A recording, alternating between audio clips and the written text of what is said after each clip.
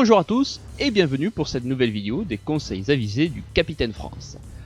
Pour aujourd'hui, je vous propose de décrypter les différentes erreurs que l'on peut faire lorsque l'on veut exécuter un coup de pied de flanc ou coup de pied fouetté, suivant la dénomination actuelle.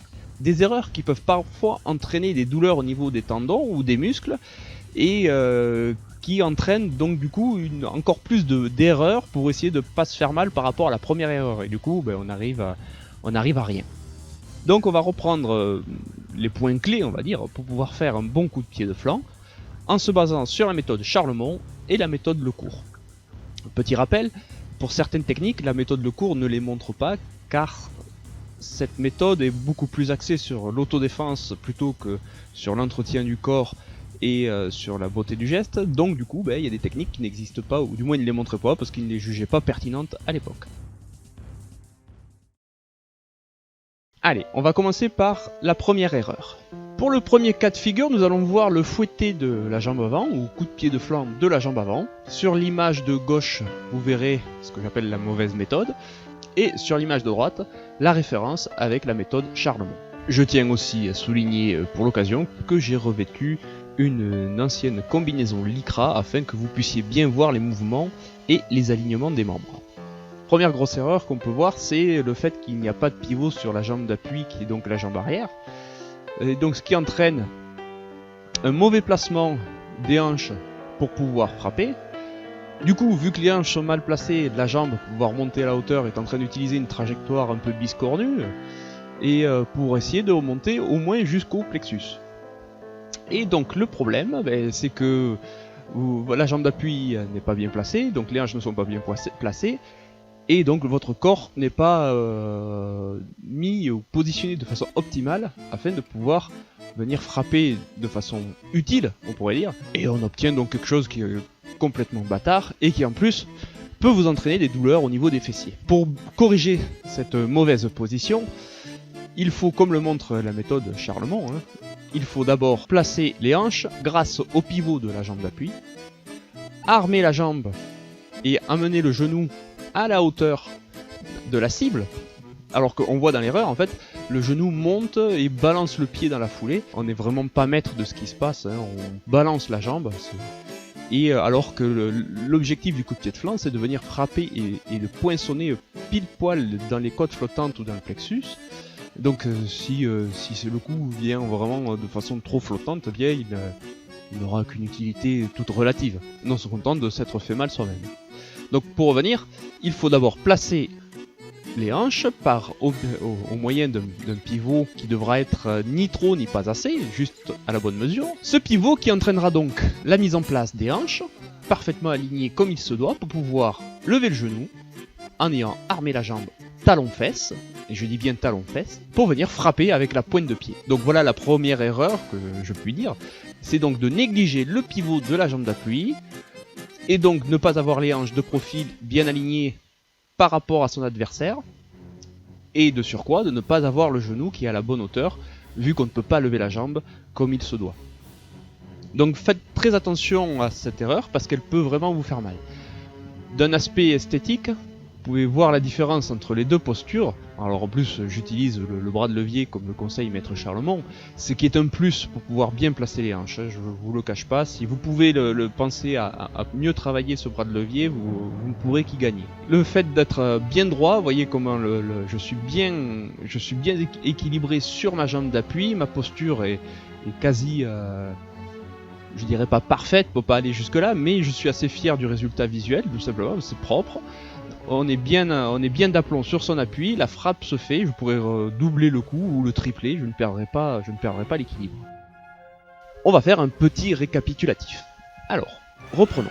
Pour un coup de pied de flanc ou fouetté de la jambe avant, nous pouvons lister comme erreur le pivot qui n'est pas exécuté, la hanche qui n'est pas placée exactement de profil, voire pas du tout, et donc l'alignement torse, cuisse, jambe, qui n'est pas respecté non plus. En fait, on peut le voir sur la vue de face, donc les épaules sont face à l'adversaire et on se retrouve complètement de traviole par rapport à un axe vertical que vous allez voir apparaître sur l'écran. Si on regarde sur la vue de profil, eh bien on voit donc que le pivot n'est pas bon, l'ouverture du buste afin de bien faire travailler le corps n'est pas là parce que les hanches ne sont pas placées comme il faut. Donc voilà, une posture particulièrement moche et qui est un véritable révélateur d'une technique mal apprise et mal exécutée. Voyons maintenant la deuxième erreur qui on peut penser qu'elle est assez proche de la première, mais en fait pas vraiment, puisqu'il y a une volonté de pivot, plus ou moins, hein, donc on essaye de mettre la jambe d'appui comme il faut pour que les hanches travaillent bien, sauf que on n'a pas forcément la bonne souplesse, ou on fait pas l'effort qu'il faut pour pouvoir lever la jambe comme il se doit, et donc pour compenser ce manque de souplesse pour lever la jambe, on va pencher le buste en arrière, ce qui pour moi est une grosse erreur, parce que l'on va se retrouver dans des formes de déséquilibre qui peuvent être assez graves sur un contre.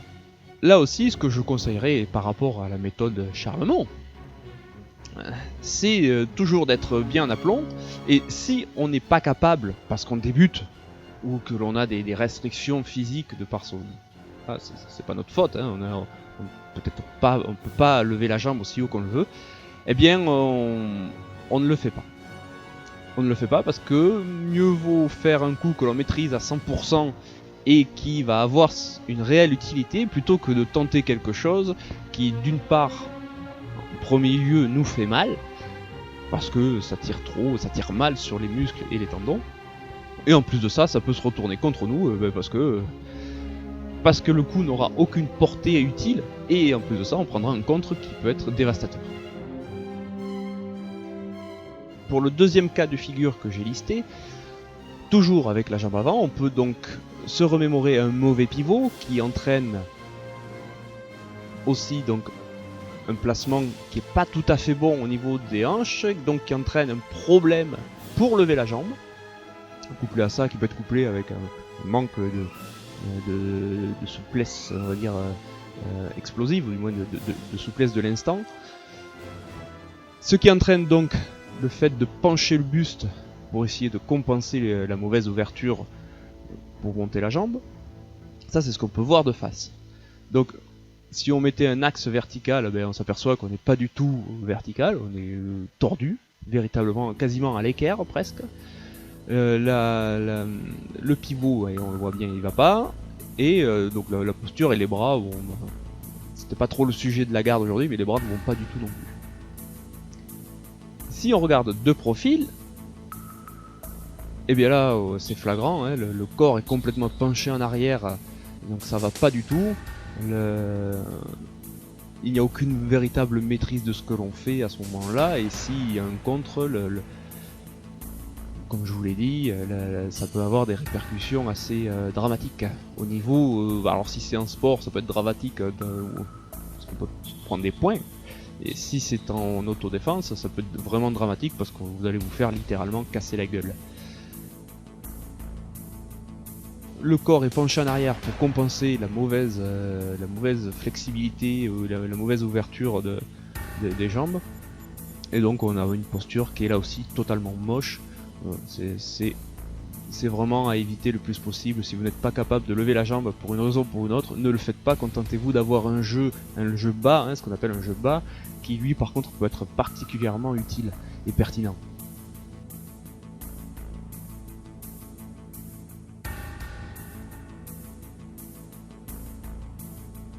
Là, c'est ce que l'on voit très généralement comme erreur, c'est ce qu'on appelle le coup de pied balancé, où sans aucune forme d'armée, en fait on balance d'abord la cuisse pour que la jambe suive, et surtout que le pied suive,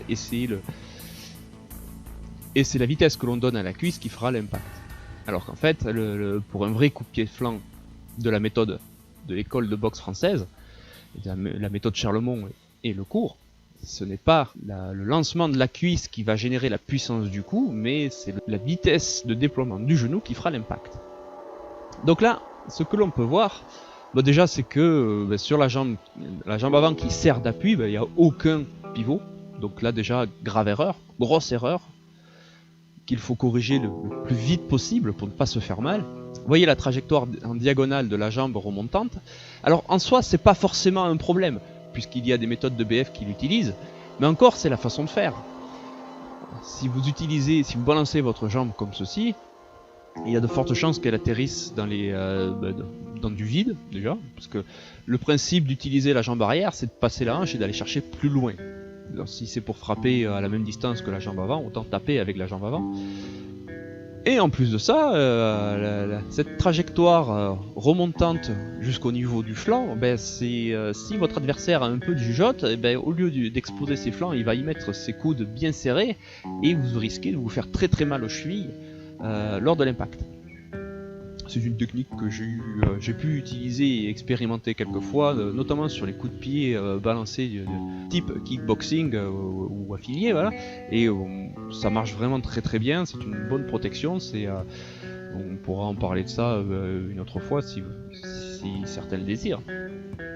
Et donc ce coup, plutôt que d'arriver horizontalement et donc d'essayer de passer derrière le coude et de pas prendre le coude directement en plein dans la cheville, et en fait on s'y jette dessus. Hein. Donc c'est autant la trajectoire comme ceci, sans utiliser le pivot de la hanche, sans être bien positionné pour ne pas se faire mal, ce n'est pas bon. Alors quand on peut voir sur les zones de profil, vous voyez comme la posture est toute biscornue. Quand vous filmez et que vous voyez vous avez cette posture, dites-vous que le capitaine France il pense que c'est pas bien. Voilà, c'est une posture qui est... De toute façon c'est moche. Donc à partir du moment où c'est moche, dites-vous qu'il y a quelque chose qui est pas bon dans votre technique. Une technique qui est réussie, elle embellit le corps, elle ne le rend pas laid. Donc il faut faire l'effort. C'est plus compliqué, effectivement. C'est plus compliqué de travailler la bonne technique parce qu'il y a des bons gestes à apprendre. Mais c'est comme tout. Hein, la différence entre un bon ouvrier et un mauvais ouvrier, c'est que le bon ouvrier va faire le bon geste technique. Le mauvais, il va se mettre en danger. Il va peut-être mettre en danger les personnes pour qui il travaille. Et le résultat de son œuvre sera mauvaise et pourra peut-être entraîner des morts. Bon là on n'en est pas à ce genre d'extrémité, mais le principe est le même, c'est qu'il faut d'abord bien avoir les bases et bien travailler.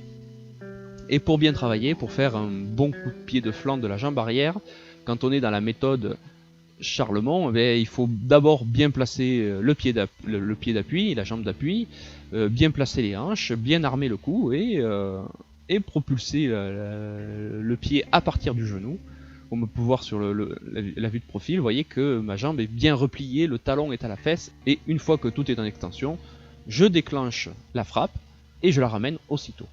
Si on regarde un peu plus en avant la méthode, le cours, alors c'est une autre façon de faire, elle est beaucoup plus dans l'axe, mais le principe est le même, puisqu'on vient chercher à prendre quand même frapper sur le côté du corps, au niveau des côtes flottantes.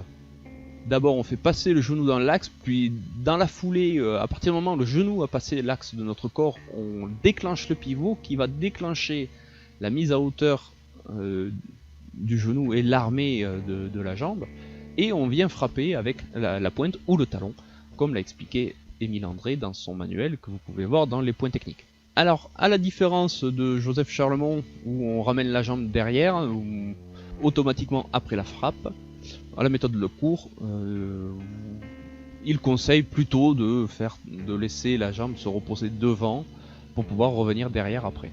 Alors là pareil, j'explique un petit peu mon point de vue dans la zone des points techniques sur le sujet. Je vais pas trop me répéter, mais on va dire que ça peut être le fait de poser dans la jambe peut être dangereux dans une certaine mesure, mais si c'est accompagné de frappes en point et d'un enchaînement qui est pertinent, eh bien le problème n'est pas trop présent. Puis il ne faut pas oublier non plus que lorsqu'on déclenche une frappe, c'est qu'on sait pourquoi on l'a fait, on ne le fait pas par hasard.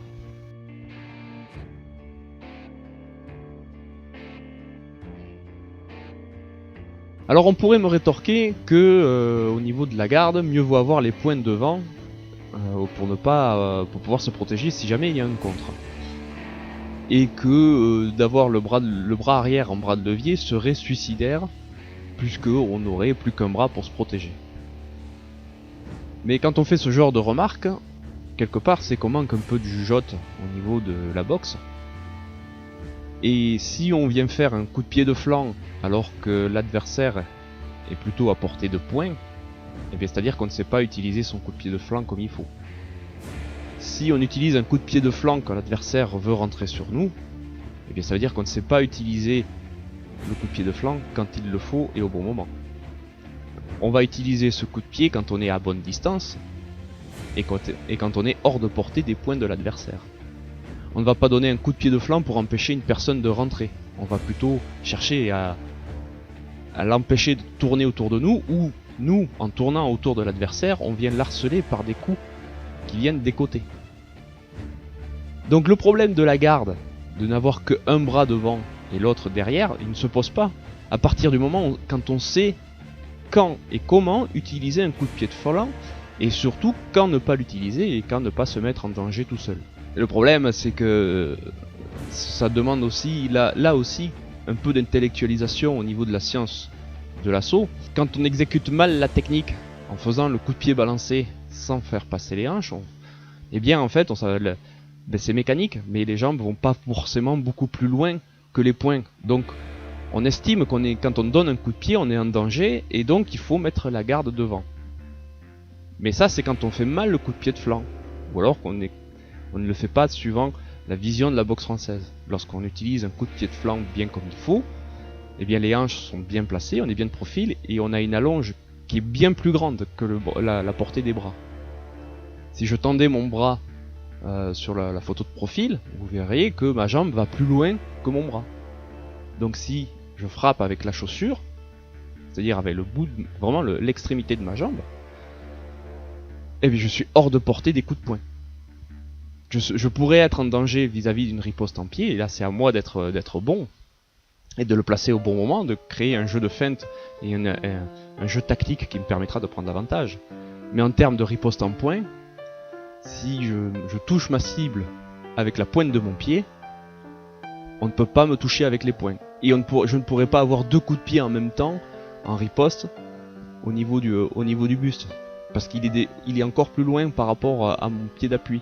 Cette histoire de garder les bras devant, c'est du pipeau en fait. Ça ne prend valeur que lorsque l'on fait mal la technique en fait, et qu'on n'est pas à la bonne distance, tout simplement.